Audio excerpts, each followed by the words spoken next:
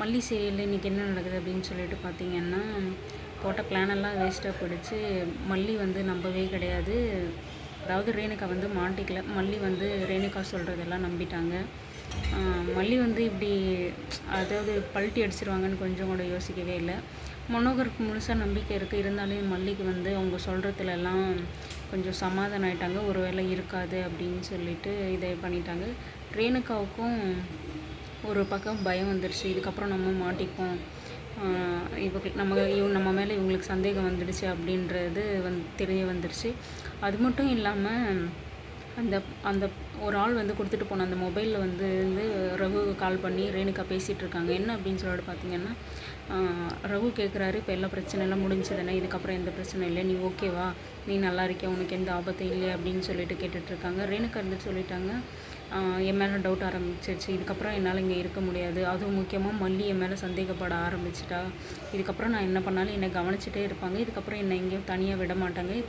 இதுக்கப்புறம் நான் ஃபோன் பேசுகிறதும் எனக்கு அது கொஞ்சம் கஷ்டம் அப்படின்னு சொல்லிட்டு எல்லா விஷயத்தையும் சொல்லிகிட்ருக்காங்க. அது மட்டும் இல்லாமல் ரகு வந்து சொல்லிகிட்ருக்காரு, மல்லிக்கு தெரிஞ்சால் ரொம்ப கஷ்டம் ஆகிடுச்சு. அப்போது மல்லி தெரிஞ்சால் அவள் நம்மளை சும்மா விட மாட்டா, ஏதாச்சும் பிளான் போட்டுகிட்டே இருப்பா அப்படின்னு சொல்லிகிட்ருக்காரு.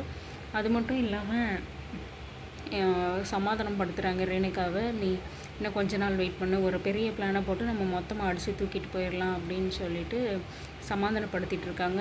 அது மட்டும் இல்லாமல் விஜய் வந்து ஒரு பக்கம் வந்து என்ன பண்ணிகிட்ருக்காரு அப்படின்னு சொல்லிட்டு பார்த்தீங்கன்னா, எப்பயும் இல்லாத இப்போ ஒரு 2-3 நாளாக வந்து மல்லிகைப்பூ வேறு வாங்கிட்டு வந்துட்டுருக்காரு. இது வந்து இந்த மல்லிகைப்பூலேயே ஒரு பிரச்சனை வரும். ஒரு மல்லிகைப்பூக்காக பொண்ணுங்களுக்கு எவ்வளோ ஒரு பொசசிவ்னஸ் வரும், எவ்வளோ ஒரு கோவம் வரும் அப்படின்றத வந்து விஜய்க்கு தெரியுதா தெரியலையான்னு தெரியல. இவர் வாங்கிட்டு வந்த பூவை வந்து மல்லிகை கொடுக்கறதுக்கு, மல்லி நான் வச்சு விட்றேன் அப்படின்னு சொல்லிட்டு ரொம்ப ஆசையாக பேசிகிட்டு இருக்காங்க. இதெல்லாம் வந்து மல்லி கோவமாக இருக்கா, அதனால் வந்து சமாதானப்படுத்துறதுக்காக மல்லிப்பூ வாங்கிட்டு வராயிரா என்னன்னு தெரியல. எப்பயுமே அது வந்து சாப்பிட்ற டைமில் தான் வந்து கொடுப்பாரு விஜய் வந்துட்டு. அதுக்கு முன்னாடி டைம் இருக்காது அவருக்கு, மல்லிக்கும் டைம் இருக்காது போல், எப்போ பாரு அப்போ தான் கொடுக்குறாங்க.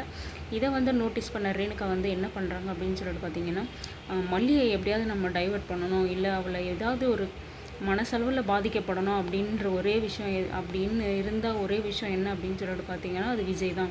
விஜய் மூலம் தான் அவளை கஷ்டப்படுத்தணும், அப்போ தான் வந்து நம்மளை பற்றி யோசிக்க மாட்டான் அப்படின்றதுக்காக ரேணுகா வந்து விஜய்கிட்ட க்ளோஸ் ஆக பார்க்குறாங்க.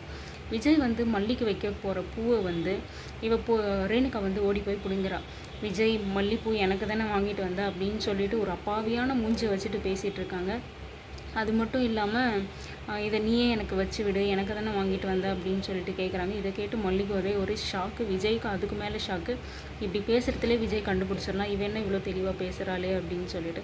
அவ்வளோ புத்தியசாலி ஒன்றும் விஜய் இல்லையே.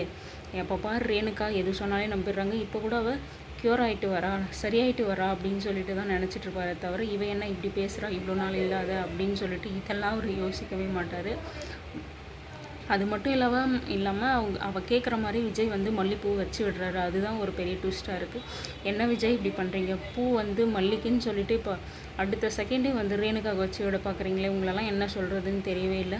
மல்லிக்கு எவ்வளோ கஷ்டப்படும்னு தெரியுமா, அதுவும் அவள் கண்ணு முன்னாடியே வந்து இன்னொரு பொண்ணுக்கு வந்து பூ வைக்கிறீங்களே, அது உங்களுக்கு எவ்வளோ வருத்தமாக இருக்குன்னு உங்களுக்கு தெரியுமா அதை பற்றி அப்படின்னு கேட்கணும். விஜய் வந்து என்ன கேட்டாலையும் அவள் அப்படி இருக்கா, அவள் ஒரு குழந்த மாதிரி, அவளை நம்ம தான் பார்த்துக்கணும், இப்படி தான் அவளை கொஞ்சம் கொஞ்சமாக வந்து நம்ம முன்னேறி அவளை காப்பாற்ற முடியும் அப்படின்னு சொல்லிட்டு டைலாக் அடிக்க ஆரம்பிச்சிருவார் விஜய் வந்துட்டு. இதெல்லாம் பார்த்துட்ருக்க மண்டிக்கு வந்து ஒரு கஷ்டமாக போகுது, ரொம்ப கஷ்டமாக ஃபீல் பண்ணிகிட்ருக்காங்க. இவங்க தான் இப்படியெல்லாம் பண்ணிகிட்ருக்காங்க அப்படின்னு சொல்லிட்டு பார்த்தீங்கன்னா, அன்னபூர்ணி அம்மா எங்கே போனாங்கன்னே தெரியல. வந்த ஒரு நாளே வந்து ஒரு பிளானோடு போயிட்டாங்க. அன்னபூர்ணி அம்மா சீக்கிரம் வரணும், வந்து இதுக்கு ஒரு முடிவு கட்டணும். இதெல்லாம் வந்து அன்னபூர்ணிக்கு வந்து தெரிஞ்சதுன்னா கண்டிப்பாக வந்து சும்மா இருக்க மாட்டாங்கன்னு நமக்கு தெரியும். வந்து அவங்க சீக்கிரம் வரணும் அப்படின்னு சொல்லிட்டு நான் நினச்சிட்ருக்கேன். வெயிட் பண்ணி பார்க்கலாம் இதுக்கப்புறம் என்ன நடக்குது அப்படின்னு சொல்லிட்டு.